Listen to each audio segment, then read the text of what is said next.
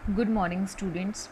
हमने अपने last lecture में सप्लाई का इंट्रोडक्शन, उसके कर्व्स और उसके स्केड्यूल्स को डिस्कस किया था, मतलब उसकी वक्र को डिस्कस किया था और उसकी अनुसूची को डिस्कस किया था। आज हम अपने अगले टॉपिक पर चल रहे हैं। तो वो अगला टॉपिक क्या है आपका? पूर्ति फलन या पूर्ति के निर्धारक तत्व। आई होप कि आपको लास्ट क्लास का, लास्ट लेक्चर का समझ आ गया होगा। अगर नहीं आया है तो मुझे बता देना। आपका फर्स्ट पॉइंट इसमें क्या बताना है कि आपकी जो सप्लाई है उसके क्या तत्व हैं, कौन कौन से डिटर्मिनेंट ऐसे हैं जो सप्लाई को अफेक्ट करते हैं कि सप्लाई इंक्रीज़ कैसे हो या डिक्रीज़ कैसे हो। आपकी सप्लाई में बहुत सारे फैक्टर्स होते हैं जो सप्लाई को इंक्रीज़ और डिक्रीज़ करते हैं। तो फर्स्ट फैक्टर जो है वो फैक्टर क्या है, वो फंक्शन क्या है? On price of the commodity, on price of the commodity. Hindi में इसको हम क्या बोलते हैं? वस्तु की अपनी कीमत।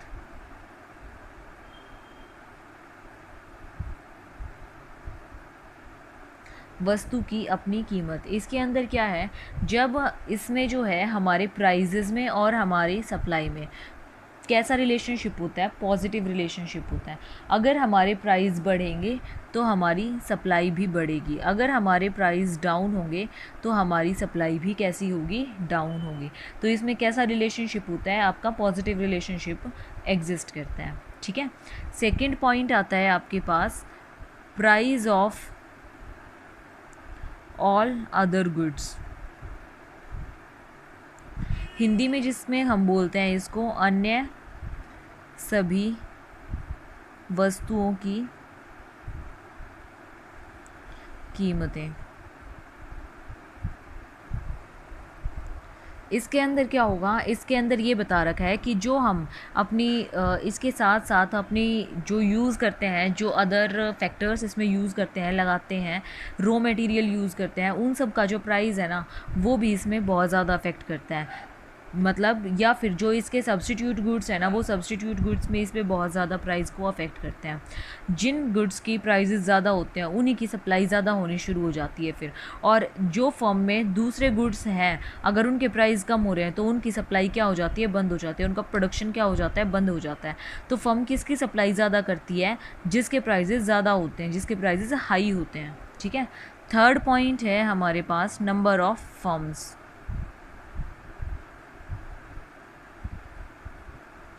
फर्मों की संख्या।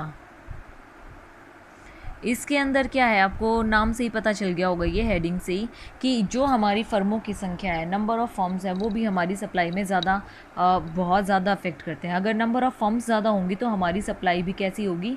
ज़्यादा होगी। क्यों? क्योंकि हमारे पास सोर्सेज ज़्यादा होंगे। और अगर हमारे पास नंबर ऑफ़ फर्म्स कम होंगी तो हमारे पास सप्लाई भी क्या होगी? डिक्रीज़ होगी, कम होगी। ठीक है स्टूडेंट्स। नेक्स्ट पॉइंट आता है आपके पास गोल ऑफ द फर्म।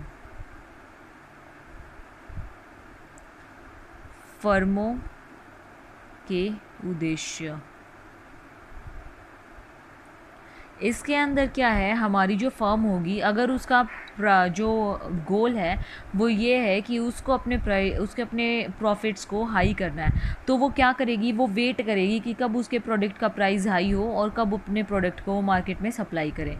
और अगर उसका जो पर्पज़ होगा, जो गोल होगा, वो क्या होगा? अगर अपने प्रोडक्शन को हाई करना, प्रोडक्शन लेवल को हाई करना, या फिर अपने रेपुटेशन बनाना, या फिर मार्केट में एम्प्लॉयमेंट प्रोवाइड करना, तो उसमें क्या होगा? उस केस में आपकी फर्म कम प्राइजेस पे भी अपने प्रोडक्ट को मार्केट में सप्लाई करेगी। ठीक है स्टूडेंट्स। अगला पॉइंट है आपके पास price of factor of production. Factors क्या होते हैं? जो हम चीज़ें इसमें यूज़ करते हैं, जैसे लैंड, लेबर, कैपिटल, एंटरप्रेन्योर, ये हमारे प्रोडक्शन के फंक्शन होते हैं ना, वैसे ही इसमें ये फंक्शंस होते हैं। उत्पादन साधनों की कीमतें। अगर हमारे पास जो ये फैक्टर्स होते हैं, इन फैक्टर्स के प्राइजेस हाई हो जाएं तो हमारी कॉस्ट ऑफ प्रोडक्शन क्या हो जाएगी? ज़्यादा हो जाएगी, जिसकी वजह से हम क्या करेंगे? हमारी सप्लाई जो है वो क्या हो जाएगी? फिर कीमतों में ज़्यादा होने के कारण, कॉस्ट ऑफ प्रोडक्शन ज़्यादा होने के कारण हमारी सप्लाई क्या हो जाएगी? कम हो जाएगी। और अगर इन फैक्टर ऑफ प्रोडक्शन के प्राइजेस लो हैं अगर इन फैक्टर ऑफ प्रोडक्शन के प्राइजेस लो हैं तो क्या होगा, हमारी कॉस्ट ऑफ प्रोडक्शन कम होएगी, रिड्यूस होएगी। और अगर कॉस्ट ऑफ प्रोडक्शन रिड्यूस होएगी तो प्रॉफिट ज़्यादा होंगे, और अगर प्रॉफिट ज़्यादा होंगे तो फिर क्या करेगी फर्म, अपने प्रोडक्शन की, अपने प्रोडक्ट्स की सप्लाई मार्केट में इंक्रीज़ कर देगी, बढ़ा देगी। नेक्स्ट पॉइंट है हमारा चेंज इन टेक्नोलॉजी।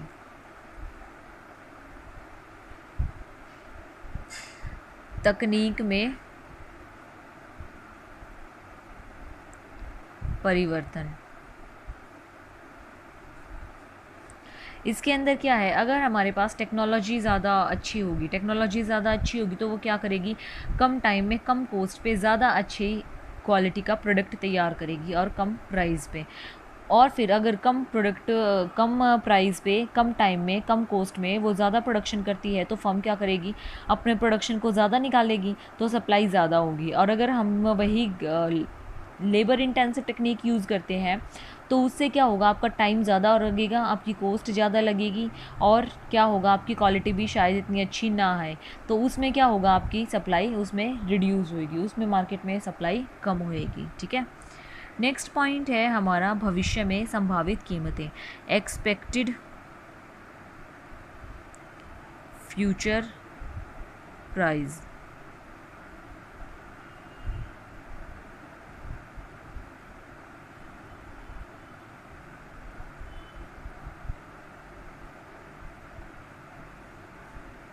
भविष्य में संभावित कीमतें, इसके अंदर क्या होगा, अगर हमें ये लगता है कि हम हमारे प्रोडक्ट का जो प्राइस है वो इन फ्यूचर इंक्रीज़ होने वाला है, तो हम क्या कर देंगे, अपनी सप्लाई को उसी टाइम रिड्यूस करना स्टार्ट कर देंगे या फिर बिल्कुल ही बंद कर देंगे मार्केट में।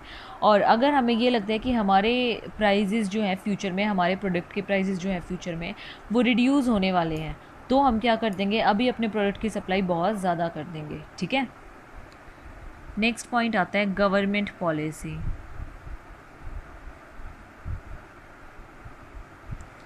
सरकारी